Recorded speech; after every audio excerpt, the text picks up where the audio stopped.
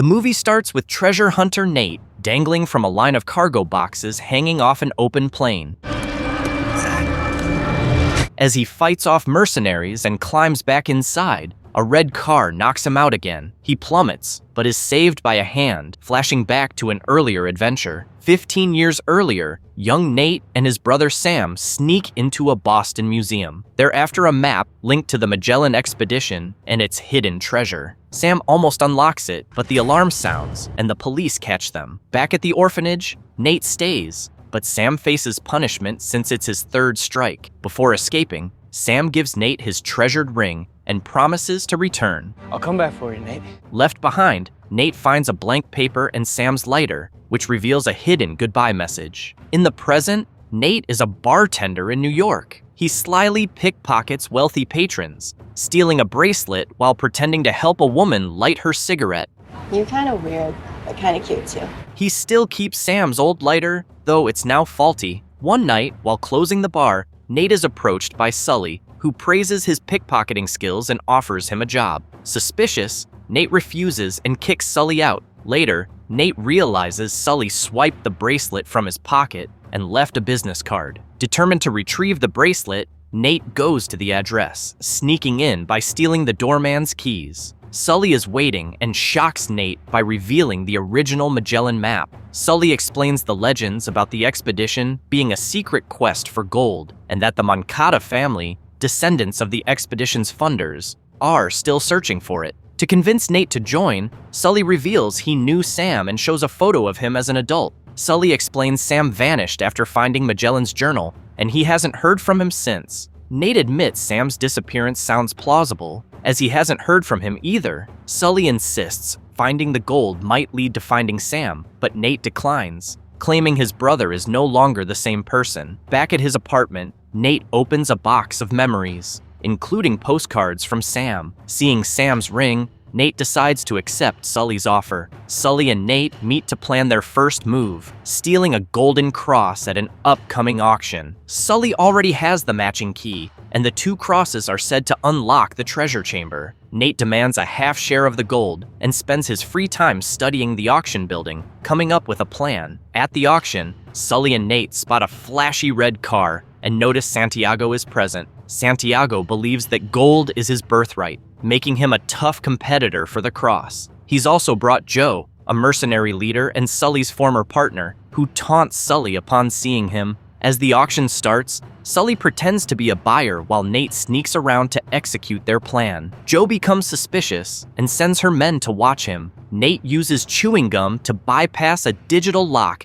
and enters the electrical room to cut the power, giving Sully a chance to grab the cross in the chaos. But Nate takes too long, forcing Sully to start bidding against Santiago, despite not having the money to pay. Meanwhile, Joe's men find Nate, and a fight breaks out. Nate escapes and creates a diversion by swinging on the ceiling lamps, causing a commotion. With everyone distracted, Sully flips his jacket to blend in as a worker. As Nate is chased by security, Sully grabs the cross, claiming he's taking it to the vault. Joe catches him and threatens him with a knife, but security intervenes, mistaking her for an attacker. While Joe fights off the guards, Sully escapes with the cross. Outside, Sully meets Nate at the car, and they agree to head to Spain. On the flight, Nate examines the captain's journal, which confirms the legend. Magellan discovered gold in the Philippines, hid it in Barcelona, and lied to the Moncada family about finding nothing. The journal hints at a tree as the next clue. In Barcelona, they meet Chloe, another treasure hunter who possesses the second cross. Chloe distrusts Sully, calling him a liar and a backstabber, making her reluctant to team up. After Chloe runs off with the cross, Nate chases her through the streets of Barcelona, but can't catch up before she reaches her car. Still, Nate and Sully manage to convince her to stay, pointing out she might have the crosses, but they have the journal with the next clue. Reluctantly, Chloe agrees to work with them. Nate leads the group to the location hinted at in the clue. The tree isn't literal, but refers to a church with pine in its name and a tree in its logo. Meanwhile, Santiago argues with his father, Armando, who plans to donate their fortune, claiming it's tainted by blood money. When Armando refuses to reconsider, Santiago leaves and instructs Joey to keep tabs on Sully. who's been spotted in town. The group pauses to regroup. While Nate is in the kitchen, Chloe tells Sully she knows Nate is Sam's brother and insists Sully tell Nate the truth about Sam. Sully deflects, saying he'll do it when the time is right. The next day, Santiago again tries to stop Armando from giving away their wealth. When Armando remains firm, Santiago orders Joey to kill him. At night, the team enters the church posing as tourists. Nate is surprised to see postcards for sale that match one Sam once sent him. Following symbols carved on the floor and walls, they find a hidden button. Nate presses it, revealing a secret painting. When flipped, the painting shows hell, and the altar reveals two keyholes. Nate and Chloe insert the crosses and turn them clockwise, triggering a dart trap. They barely dodge the darts and try turning counterclockwise, unlocking a hidden tunnel. According to the journal, one person must stay in heaven while the others go to hell. Nate and Chloe descend with one cross, while Sully stays above with the other. Nate places a tracker on his phone so Sully can follow their path. Unaware Joe is tailing him, Nate and Chloe follow a tunnel that leads to a nightclub where Joe's men are waiting. Pretending to be a dancing couple,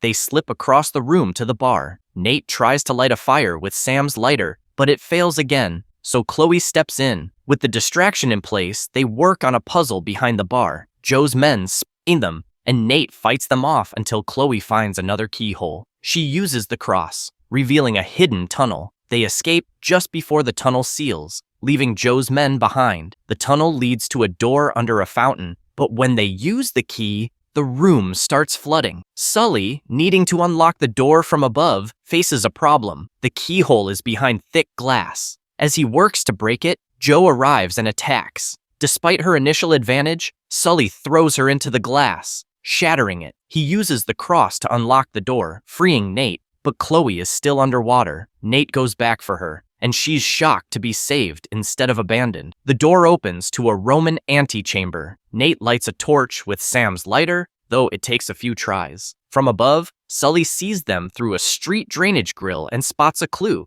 Both keys must be used together to unlock the next door. Sully throws his key through the grill, and Nate combines the crosses to open another door leading to a Roman storehouse. Inside, they find 3 massive urns. Thinking they've struck gold, they open them, but they're filled with salt. As the urns break, a hidden map is revealed in the salt. Nate studies the map, which shows a route from Spain to the East Indies. Before he can discuss it, Chloe pulls a gun, demanding the map. She ignores Nate's attempts to negotiate, revealing he doesn't know the truth about Sam. Then she knocks him out and escapes with the map. Sully wakes Nate, who demands the truth. Sully confesses Sam didn't ghost him. He's gone. They found the captain's tomb and the journal together, but were ambushed by Joe and her men. Sam was shot, and Sully fled, leaving him behind. Nate accuses Sully of using him, only because Sam might have known the missing clues to find the gold. Furious, Nate ends their partnership and leaves.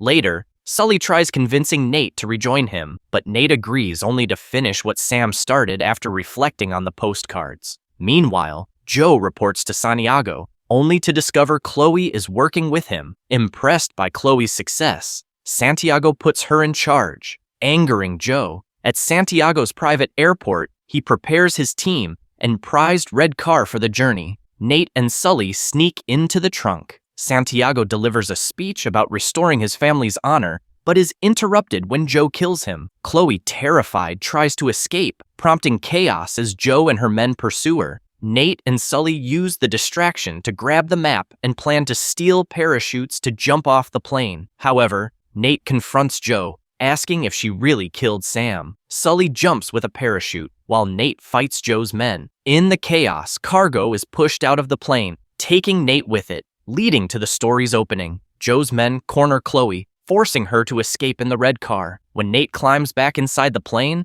Chloe shoves him out, but then saves him by guiding him onto a falling cargo box. She opens its parachute, and they land safely in the ocean. The duo drifts until the waves take them to the Philippines, where they check into a hotel using Sully's credit card. Chloe prints a map matching the real one, but using Sam's postcards, Nate realizes it doesn't give the exact treasure location. Sully was right. Sam left him the last clue. Nate and Chloe work through the night to decipher it. Chloe eventually sleeps, but Nate doesn't give up. He remembers Sam's trick, using a candle to reveal a hidden message on a postcard. The message directs him to use the crosses as a compass. With this, Nate finds the gold's location, writes the coordinates, and goes to sleep. The next morning, Joe and her men arrive. Chloe finds Nate's coordinates and takes the note, leaving Nate behind. Nate isn't worried, knowing she left the wrong coordinates on purpose. He takes a motorboat to the cave and finds it, unaware that Joe is searching in the wrong spot.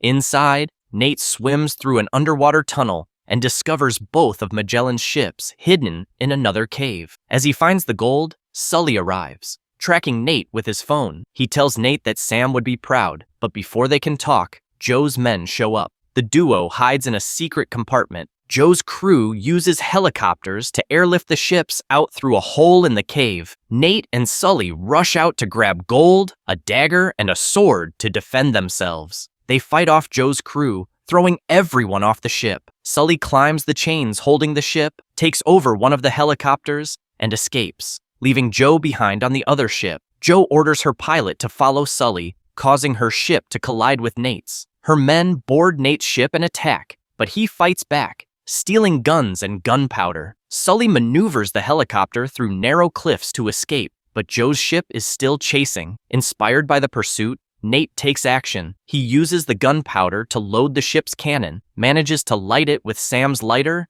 and fires at Joe's helicopter. Joe jumps off the ship before it crashes, but she isn't done yet. She jumps onto Nate's ship and releases the anchor, trapping them. Nate climbs the chains to reach the helicopter, and Sully, deciding to change, throws his bag of gold at Joe, knocking her into the ocean. Sully helps Nate into the helicopter just as the ship collapses on Joe, killing her. The ship floats for a moment before sinking, and Nate realizes they can't dive for treasure. The Philippine Navy is arriving. As they fly away, Sully laughs at Chloe trying to follow them on a motorboat, but he also laments the lost treasure. Nate surprises Sully by revealing he hid some gold in his pants. Meanwhile, Sam, in a remote prison, writes another postcard to Nate, warning him to watch his back. Months later, Nate meets with an agent working for a man named Roman, who wants to trade his ring for a Nazi map. The agent tries to betray Nate, but Sully creates a distraction, allowing Nate to recover both the ring and the map. As they leave, they get confronted by an unknown person, and the movie ends there.